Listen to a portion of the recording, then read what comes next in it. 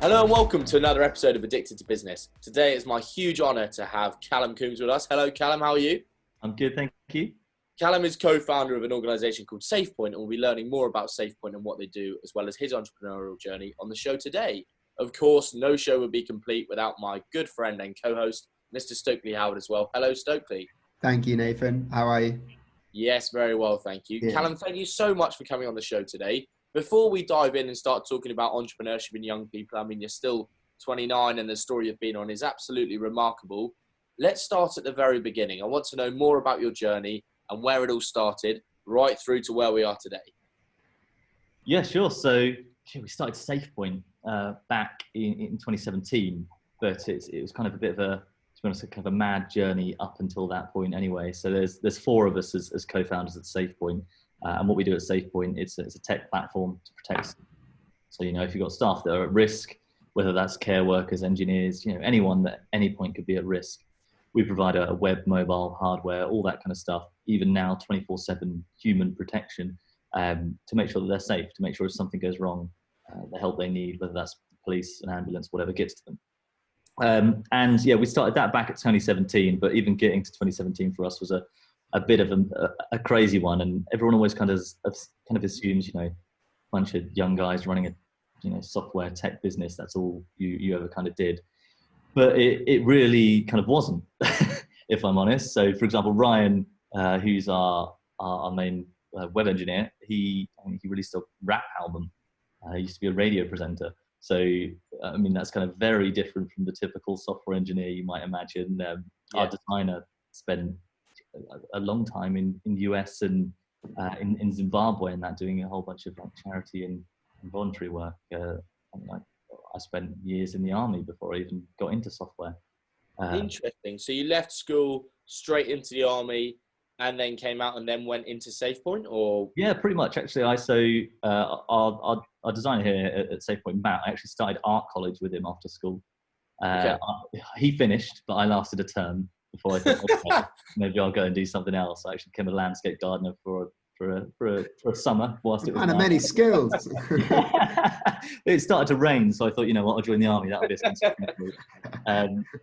Yeah, God. Then I spent 5 years in the army fixing helicopters and things like that. Before I thought, I'll go do some further education when I moved into software. It's quite an interesting transition actually. That's amazing. And one quick thing on the army piece: are there skills that you learned during your time in the army that you've brought into the business world today?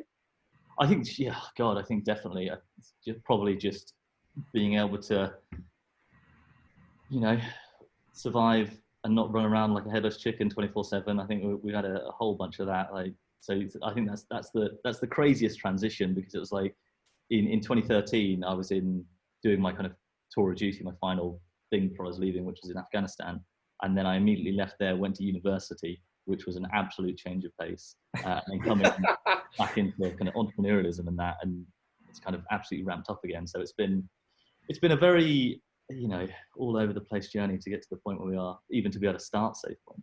Yeah, that body clock crying out for help, just like, I don't know what's going on. I've gone from super strict to super cash to super strict again. God, I know. I think that's absolutely crazy. I think the switch from carrying a rifle around to going to lectures was carrying a pen around. Yeah. Very different. It seems like a roller coaster, Callum. It seems like definitely an up and down journey of business and emotions and everything else in between. A lot of people come to us and with their startup story and say, we started a business, and that's all they sort of say really. But I want to get down to the nitty gritty and know like where the idea came from for SafePoint and how you actually started that business. Because a lot of people who may be in a job at the moment, listen to this podcast, who want to start a business, I think will probably want to know that. So tell us your story about it. So that is kind of absolute luck and serendipity, to be honest. We had sure there's a lot of hard work. Yeah. Oh, yeah. But the thing is, the actual idea and how it all started was kind of like an absolute stroke of luck. So Sync the City was coming up here in Norwich, which for people that don't know, it's a hackathon. It's a 54-hour hackathon. There's a room full of around 100 business minds, designers, engineers, all these kind of people get together, and it's people pitch ideas. Teams come together. I think there's 12 teams, and over 54 hours you build these businesses and have like a pitch switch off and a tech off kind of thing. And a whole bunch of us went along to Sync the City, and I knew that I wanted to do something. I wanted to pitch something at Sync the City. I wanted to put an idea out there. And I was having pretty much the night before, having a chat with a mate who's an engineer, and he was saying he had to use this app at work, which was an absolute nightmare for him. And it was meant to be there to protect him, if he goes out and he works in ditches in the middle of fields and that, and it was meant to be this kind of thing, which is kind of, well, pretty much what SafePoint is now, except it was back, the one he was using was an infinitely worse version. But he was like, yeah, I've got to use this thing for work, but I hate it. I've got this tool that could save my life, but I don't use it because it's just such a terrible user experience. This guy was getting paid his bonus based on how many jobs he was doing, and this like bloody app he had to use for work was eating into the amount of jobs he can get done. And that was just an evening or so before, and I was just kind of like, well, this sounds like something relatively, probably naively thinking, this sounds like something relatively straightforward that we could go together over the weekend. And that was kind of it. It was a few days before, went along to Sync City, pitched this idea. When I pitched it, it was like a 1-minute pitch, and it was the vaguest thing ever. I didn't know if it was going to be like a business to business thing or a business to consumer kind of thing. I just threw it out there, got through to kind of the top 12 that put the team together. That is, most of it's the same team today. And that was kind of it.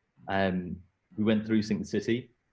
Amazingly, we won it, which we didn't expect at all because we were a very engineer-heavy team. So we built the tech, but our presentation at the end was a bit like, well, questionable. But yeah, we won it, and off the back of that, we had a few businesses come to us and like, we want to use this. A few local businesses, and we were like, well, you definitely can't. It's nowhere near ready, and that's kind of what gave us that kick to actually start doing things properly, I think.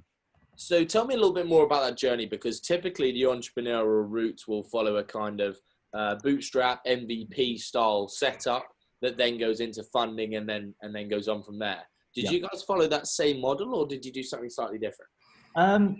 I'd say we pretty much followed that same model to an extent. So we finished Sync the City, got that kick from a few local businesses to actually do the thing. Went away, I think a couple of weeks after, and kind of started pulling actual ideas together. And we had a presentation, I think 3 weeks after Sync the City, where we announced we'd have a product in the market by the next January, so January 2018, which was the world's worst deadline. That's probably one of our biggest lessons to date. Don't announce you're going to have something out when you haven't even started building it. And yeah, then it took us 9 or so months to build something that was a relatively functional MVP, because I think that's the challenge for us is we do safety. So it's hard to release, a slightly wonky MVP when someone is going to be using this to say got to be safe, right? Exactly. So when I say we build an MVP, we build an MVP and more, if that makes sense. A slightly more polished version. It's something that we could trust to save a life. But we spent 9 months building this thing, and we got to the point in 9 months' time where we were like, we can release this, but it is a bit crazy. We had at the time 4 engineers, 4 different programming languages, 4 different platforms, iOS, Android, server-side web.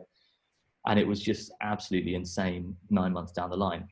Pretty much functional. We had a pretty much functional MVP and a bit, but it was at the point where we were 4 engineers getting pulled in so many directions. I was going off and doing, some of the sales stuff as well now, because we didn't have anyone in the company that could do that. That was just kind of make that up as we go along.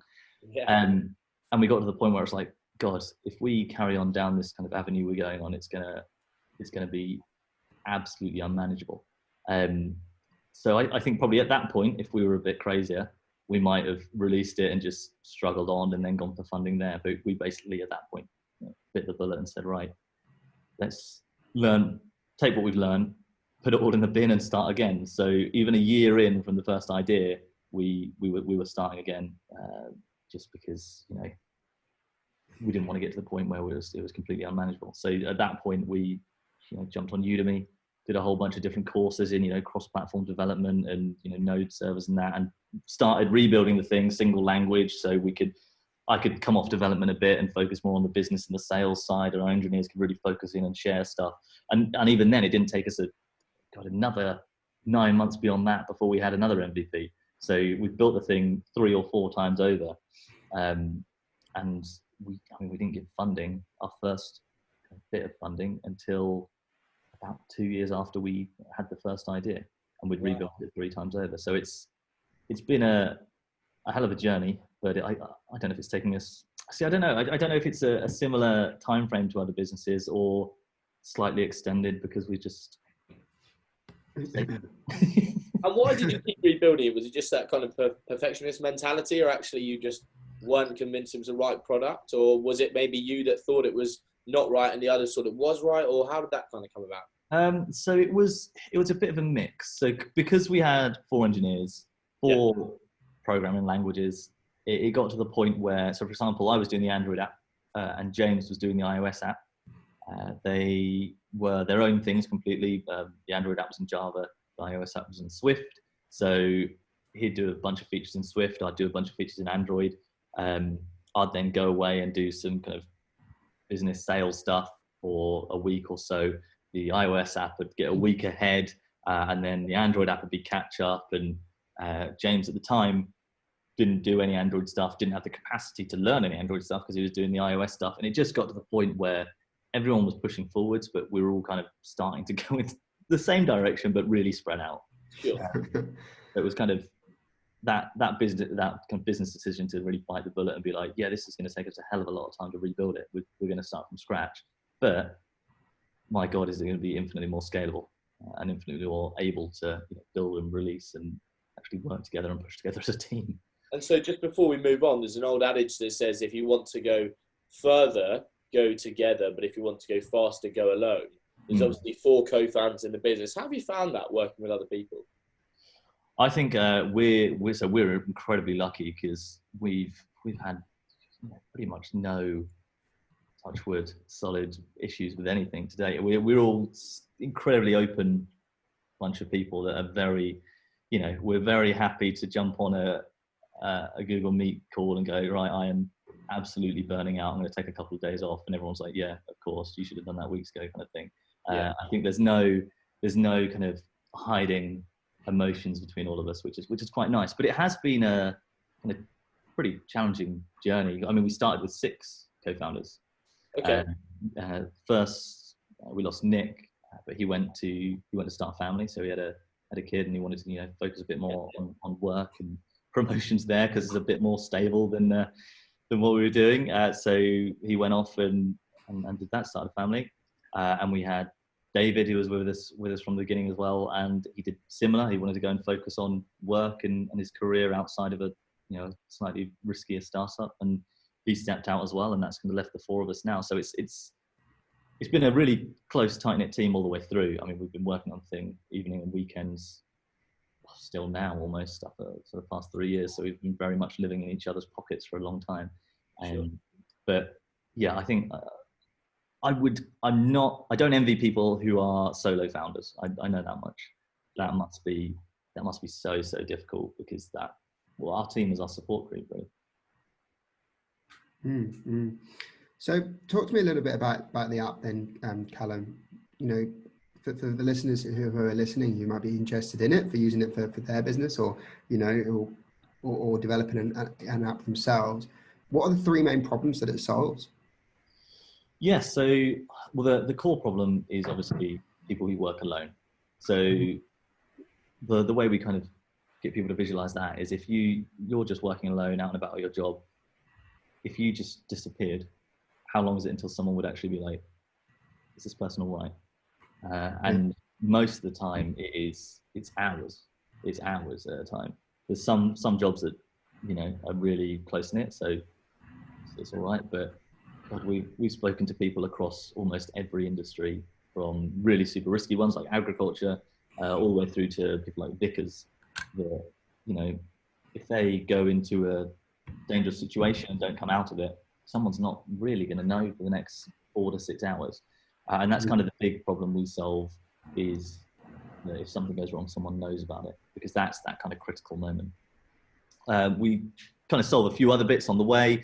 So it really pulls in that kind of communication and knowing what's going on in the team side of thing. There's maps and all of that kind of audit trail information. So at any point you can pop onto SafePoint and say, oh, I wonder where Joe Bloggs is, and you go on there and you see, okay, he's here, he's doing this. I know he's safe. I can see he's extended his safety section by X amount of minutes. So you can kind of get that overview of what's going on in the business a little bit more. So it kind of increases that kind of management and collaboration side of things as well. But the biggest thing we're trying to do is basically make safety simple. So when you picture health and safety or safety tools, most people picture, like Windows 97 looking, absolutely awful UI platforms. Yeah. That is really what we're trying to solve. So with SafePoint, if you're creating what we call like a safety task, so you're saying, I'm a care worker, I'm going into a potentially risky home and I'm going to be helping this person for at most an hour. To set that up on the app is 3 taps. You say, I'm here, I'm going to be doing this for this long, start. And that's it. That's all you have to do. And then at the end of that hour, if you haven't checked in, someone will be alerted. And that's actually our biggest thing yet, which we launched yesterday, which is why it's already been quite a manic week. But that is the fact that we now have a 24/7 alarm receiving center. So we've got, you can download the app, you can download the SafePoint app, invite your team to it, be set up in about 5 to 10 minutes, depending on how tech savvy you are. And then after that 10 minutes, you can have real humans in a real 24/7 alarm receiving center responding to your alerts. So you can have someone go out and do something. If something goes wrong, our team answer it. And if something goes really wrong, our team send the emergency services. And all you have to do is download an app. And I think that we've reached now the point at which, it's such kind of a no-brainer if you've got people that are at risk. And that's really what we wanted to solve. We wanted people to think, how do I protect my staff? Oh, I've done it, kind of thing.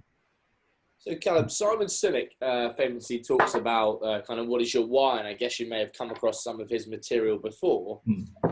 A couple of questions here. One is interested to learn what kind of materials you've read and kind of inspired you on your entrepreneurial journey. And the other is linked closer to Simon Sinek in terms of what is your why? We talked a little bit about how you set it up and the reason you set it up, but is there a deeper why behind it? Was there something that happened or a near close incident that you thought, you know what, I'm really passionate about this? So, I mean, there's kind of a few things really. So from the core of it and across the team, there's this one of the stories we first found, which is this engineer called Rob. And it's a true story. It was all over the news a while back. And he was working alone as an engineer. He went out, I think it was just after Christmas. It was like one of his first days back. And he slipped, he fell, and he did sadly die. And the really scary part about that whole story is that, like I said earlier, nobody even knew anything had happened for over 4 hours. So this guy was dead or dying for over 4 hours, and nobody had a clue, nobody at all. And the only reason they eventually went out and found him is because his wife called up at the end of the day saying, my husband's not come home. And that is, that very core story of what makes us think, what we're doing is huge. It's, if we can make safety so simple that it's rolled out across thousands of more businesses, then we can prevent any of these pretty kind of needless deaths happening. But from kind of a personal perspective as well. So I grew up on a farm. So I get all that kind of agricultural risk, and it's why we've just partnered with like the AF group, and we do quite a lot within agriculture. And I personally haven't been in any of those situations, but my granddad, who runs the farm, very much has. He's now an 80-something-year-old guy, and not too long ago he was, because he'll never stop working. He's one of those old farmers that is just he will never ever stop working. And not too long ago he was out down one of the fields out by the farm, and he fell in a ditch. And now he's so old that he can't lift himself out of the ditch. And he was just kind of lucky that he had that signal to be able to call through. My uncle went and hoisted him out the ditch. But if he didn't have anything there, then he'd have just been in that ditch all night. So it's something that's quite close to me with a kind of bit of an agricultural background. But also there's every single story you read within this, and almost a large portion of any of the fatalities you read from the health and safety executive, they're all preventable if they'd be using something. So I think that's what kind of gets us out of bed each morning. Yeah, that's a really nice purpose, really nice why. And just quickly on those books that you've read, are there any books that really stood out to you that you've managed to read on your journey that you go, cool, that really inspired us to do something? So we kind of as a team have been listening to more podcasts. Sure. So we listened to, the Masters of Scale podcast, which were absolutely fantastic. And there's something we reference quite a lot because there's a lot of real kind of gold dust listening through to them. So, and they're, for people that don't know what they are, they're basically interviews with some of the, the biggest names, the Airbnb guys, Mark Zuckerberg, all that kind of thing. But it's just really interesting to listen to them to get that realization that it's not an overnight success. And I think that's one of the things that you only ever really see, especially from Silicon Valley startups. It's like, oh, they started in their bedroom and now look, they're £100 million in the bank. Whereas at one point, I think one of the bits that stood out to me, at one point, Airbnb was selling boxes of cereal. And it's just like, that's insane. That's insane. I mean, we haven't had to sell boxes of cereal. So does that mean we're on a better trajectory than Airbnb? But I think those ones are the ones that I enjoy the most. I can't remember exactly what it's called, but it's another one by Gimlet Media, if you know that one. And it's basically just following their journey. So this is a guy that wanted to set up a podcast business. He was from a famous radio station in the US, and that's his journey from very first idea. He recorded absolutely everything and turned it into a podcast, which was amazing. And it's great to listen to that and think, this guy's in the US setting up a wildly different business to us, but he's going through all of exactly the same problems. And just those two podcasts alone are a great listen to know that. Yeah, obviously the Addicted to Business podcast was third on that list. Yeah, we must check those out. They sound awesome, and I'm glad that there are some amazing podcasts out there at the moment, actually. And yeah, it's actually I love it how much more and more people are adopting to podcasts and using them as a great learning resource rather than just your traditional hardback book. We love a startup story on this podcast, Callum. But we like to ask the tough questions and ask people, get the truths out of their journey. And it sounds like you've definitely had a roller coaster of a journey. Do you have any regrets? Is there something that you would have done differently looking back? There's probably a few. I think the core one from a product perspective is probably to have not dive into the code so much. It's something we really do now, which is plan a lot before we do anything. I mean, we're planned almost over 3 months in advance kind of thing, to try and prevent the situation we had before where we build a whole product and have to build it again. But at the same time, I think that's kind of the learning journey almost. I think most people that start something start it again at some point and make it better. So I don't know if we count ourselves lucky that we did that only 9 months in instead of 2 years in. So it'd definitely be a bit more planning on that side. But from a kind of business perspective and a team perspective, like I said earlier, with the two guys that did decide to move on, to David and Nick, the two other founders.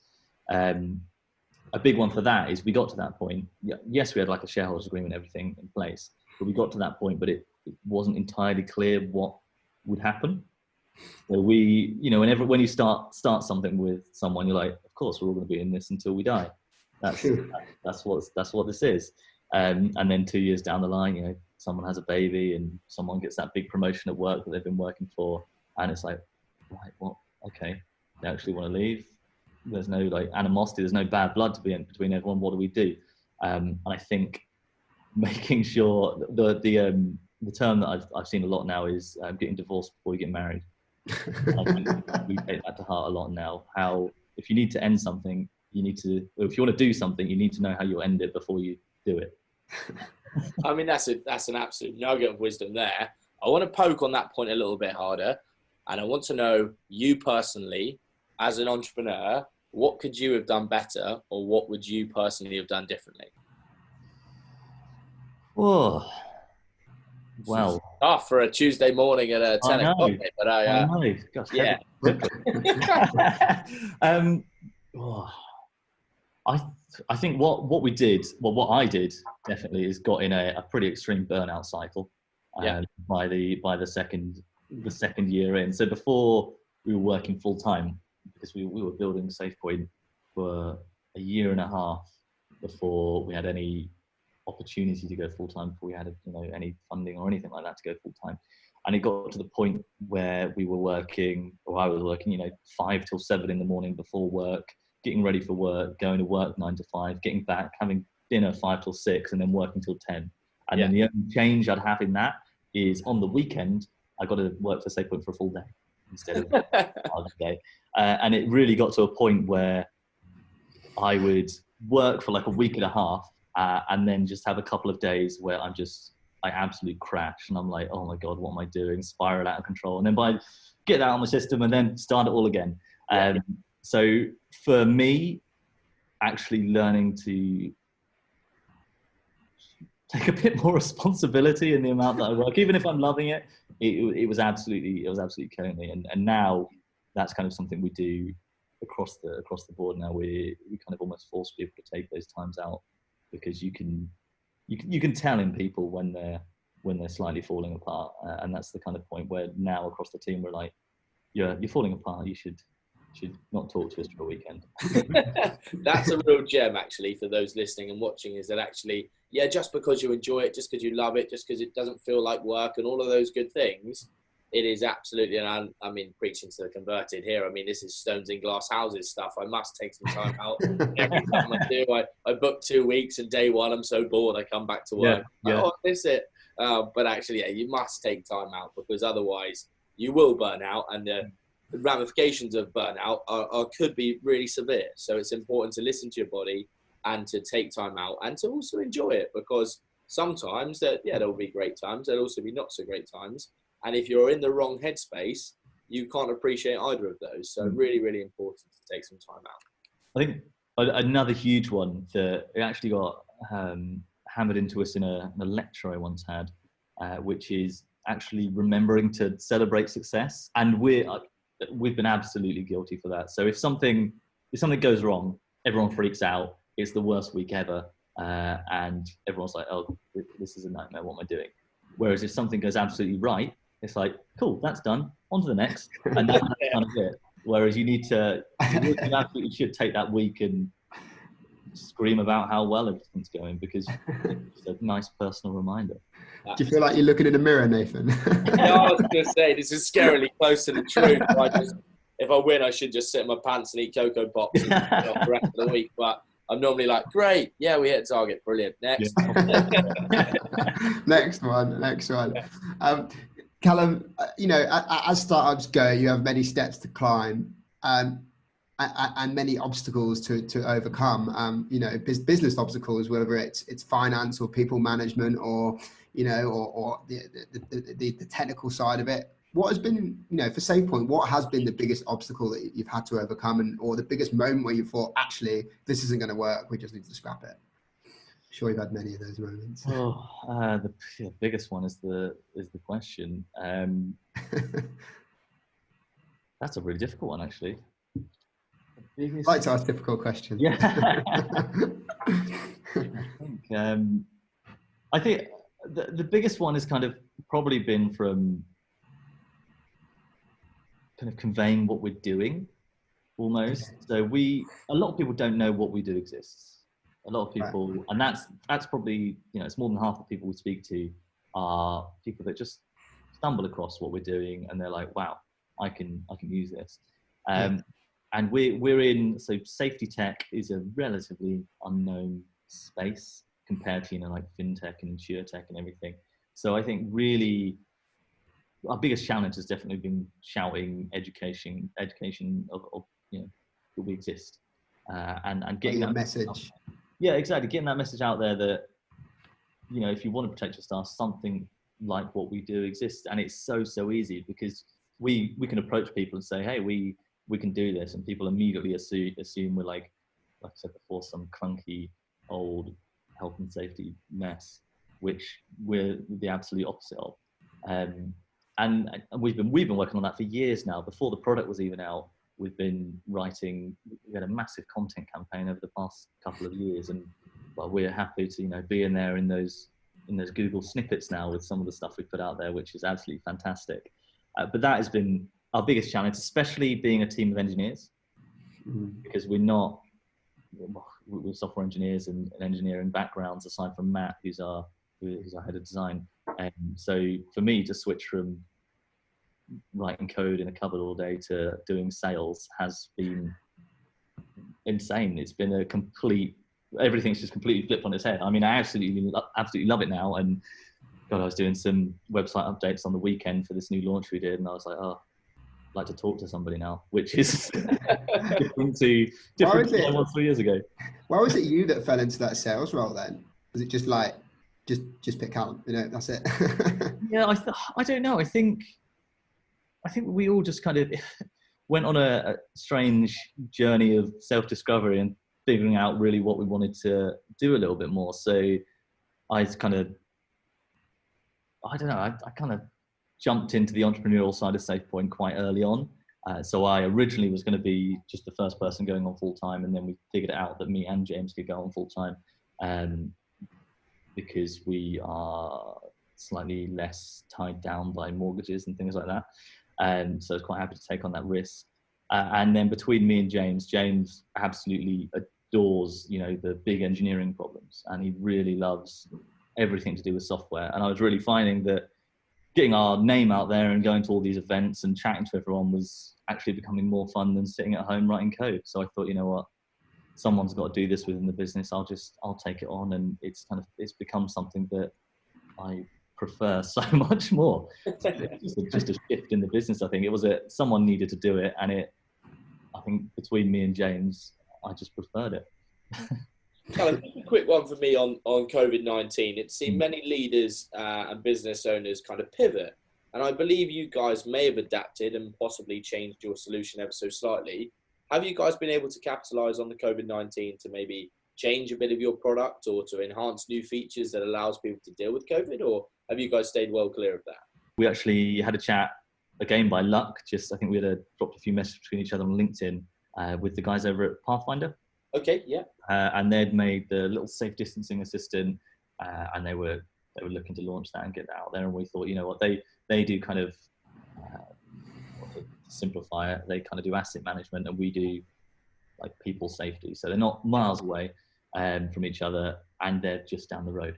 So we actually essentially partnered with them to get this distancing assistant out and put that out. And that's kind of been our COVID-19 response, is getting these little devices, which essentially when they get close to each other, when they get like 2 meters from within each other, they beep.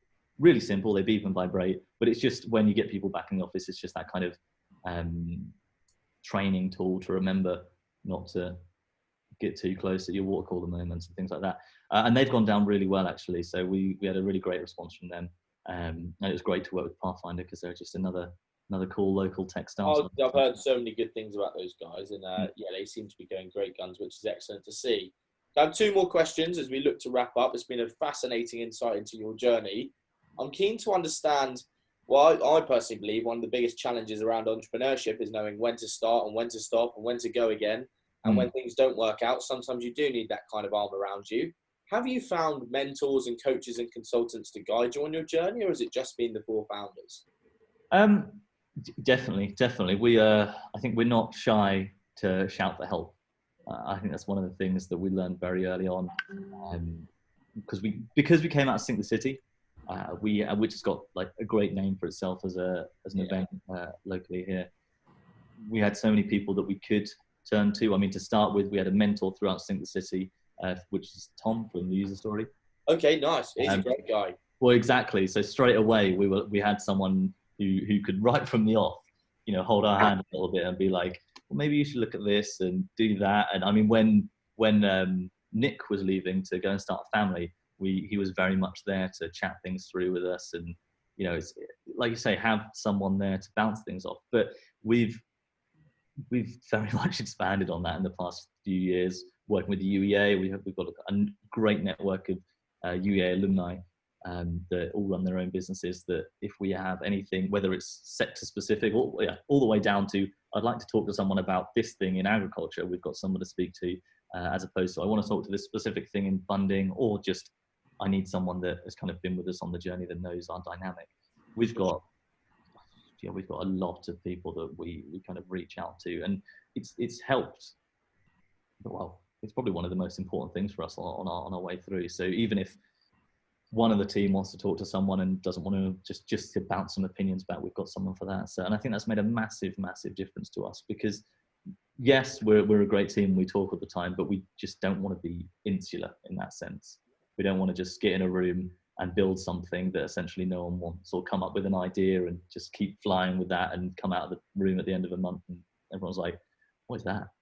So, and that relationship with the UEA, was that something that you struck up? Did you go to the UEA when you did your uni piece, or how did that kind of come about? Because it seems like you're working really nice and closely with those guys. Yeah, so me and James are both UEA grads, so that's where the kind of connection with UEA came from. And they were actually our very first investors, which allowed allowed me and James to go full time. And now we're based here in the Enterprise Centre at UEA and everything. So it's been a great relationship with them. They've really, I mean, our very first bit of grant funding was UEA, which was just £2,000, which back then lasted us, I think, 11 months, which is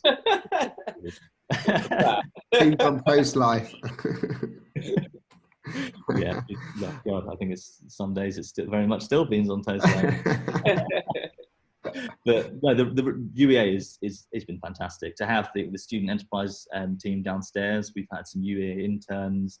We've worked with the PhD teams when they've done like case studies and what they call, so the UEA Business School does something called Business Boost, where they get a bunch of PhD students from different sectors. So from the medical school we had, that worked with the business school to produce reports on things. So we work with them to analyse the health and social care sector as a customer target, which was fantastic, because they'd been in the NHS for the past however long. So they just come out and said, "Oh yeah, you don't want to look there, you want to look there," and it was like that would have taken us months to figure out. So we're not afraid to ask for help.